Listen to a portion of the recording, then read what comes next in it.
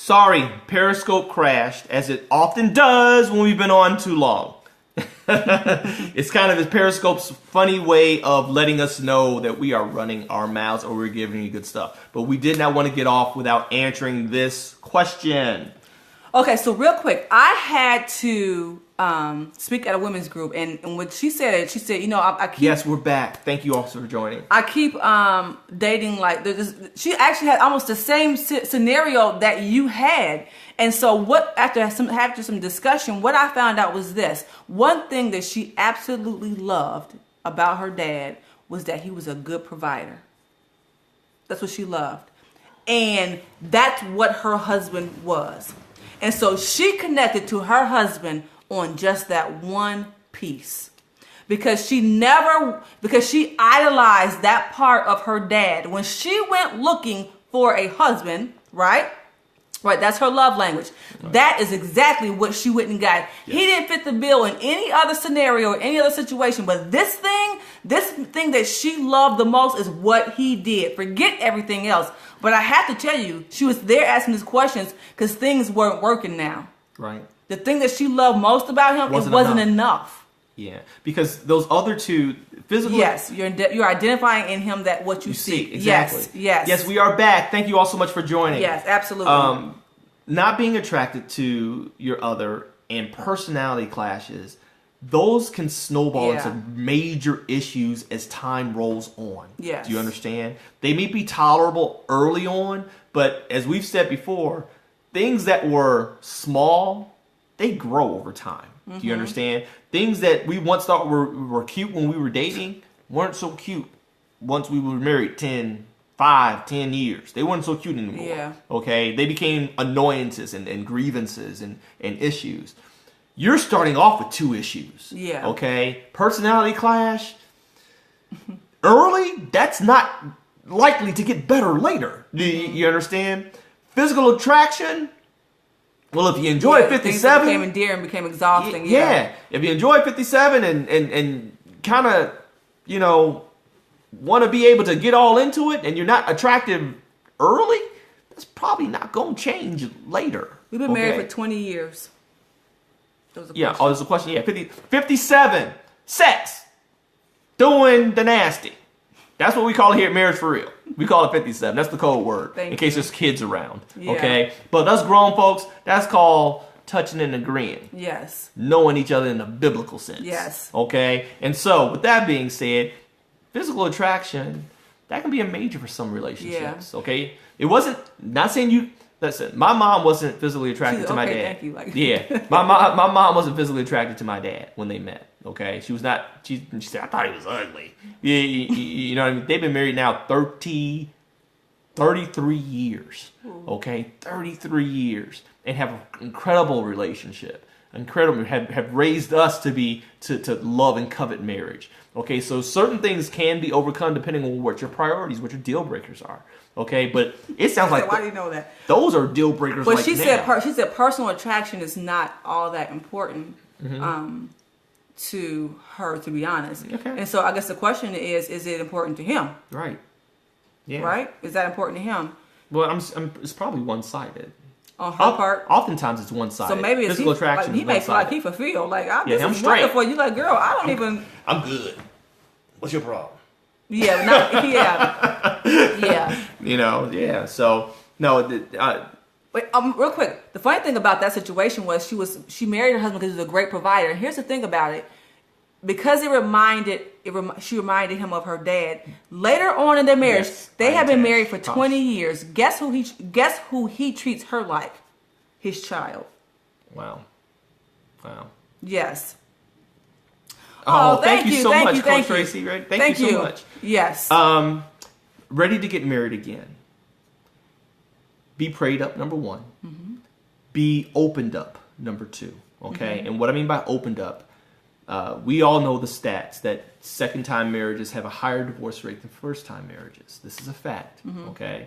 But that's primarily, in my limited knowledge, that's primarily because we usually go into the follow-up relationship with walls, borders, and defenses based on what occurred in our previous relationship. which is unfair to the subsequent relationship. Yeah. And that next person never gets the entirety, the 100% that is you.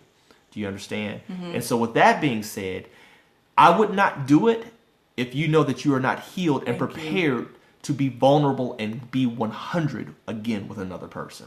And be healed. Be healed prior to remarrying. You never, and we know we say it, you never want to take your old baggage into a new marriage. You never want to make somebody else pay for what somebody else did to you. It's kind of like, you know what? We have been married now for 20 years. I can tell you one thing. I would never get married again. Me either. Never. I know. And I know you say never. Listen. I know. Lord forbid, if something was to happen where I was to ever end up single, tragedy, divorce, whatever the case may be, Lord forbid that it happens. But let's just say in some far off altered dimension, it happened, right? Okay? I would never get married again because I know that I would not be able to give the 100% that I gave to this one to another person. I mean, the compromise, the pain, the tears, the love, the emotions, the struggles, the victories, the failures. Do you understand? I can honestly say, because I have given that 100 to her, I'm not completely confident that I would have it in me to invest all that again into another person. Now, many people say, oh yeah, I do it again. And that makes me kind of look sideways. Because, yeah, you do it again, but do you not have... Because you're so quick to do it again. Because you want to marry saying, I ain't doing this, and I ain't taking that, and I ain't doing this, and you making somebody else pay for... what the other person did. Yes. And you're not willing to give 100%. You know what? I'll give you 90. That 10%, Junebug, he jacked over that 10%. I'm holding on to that one. Because ain't nobody ever gonna do that to me no more. Ever. No more, Harpo. But here's the thing. Even for me on my side, and we don't want to emphasize that it's such a bad thing, is that I've given everything I have. It's like we tell our children, you got everything I got. Got everything I got. Like, I have no more new tricks to pull out the bag. Yeah. I have no more new... It was hard, brother. Yeah, Raynell, I'm sure it was hard. Yeah, I've got no more... I've got a lot of boundaries. I've got no more new tricks. I have nothing new. But here's the thing. I would never counsel to shut the door on newness of marriage. No. I would never counsel that. Because I believe that God is a God of healing. I believe that He's a God of restoration. We led with that. No reason to kick a dead horse. Yeah. We led with that. Make sure that you're healed and whole. Make sure that you're ready to give 100% again. Yeah. We're not knocking the second time. Just know where you are. Yeah. And if you're not there, get counseling. Yeah. Okay? Because if you don't get counseling, if you know you're not B100 with yourself, people, okay? I know I got some issues. That last marriage messed me up. Okay, some things happened. I know that I'm not where I need to be. All right, let me go get some help before I enter into phase 2. Do you understand? Before I go try this again. Because I want to make sure that it's not me. Yeah. Do you understand? My whole thing is, don't let it be you.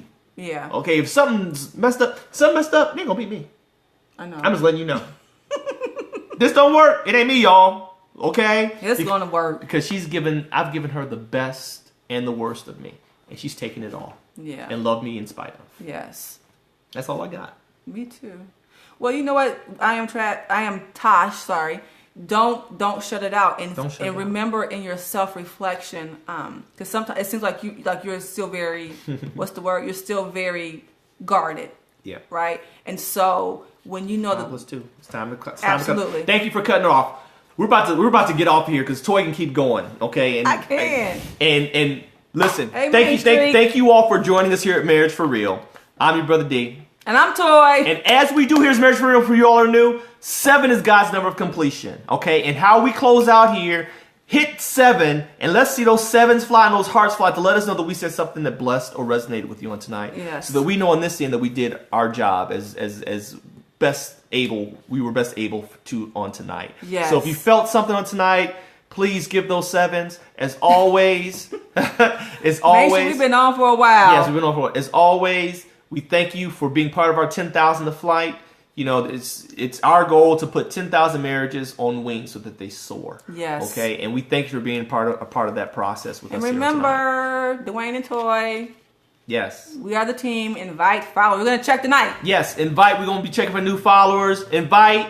To make sure they let us know. They kind of inbox us or whatever. Let us know they were invited by whoever your handle is here, and so that we can select and get you all your own personalized Christmas ornament. Yes. Okay. Get hearts on replay. Get hearts on replay. Thanks for inviting, and we love you guys.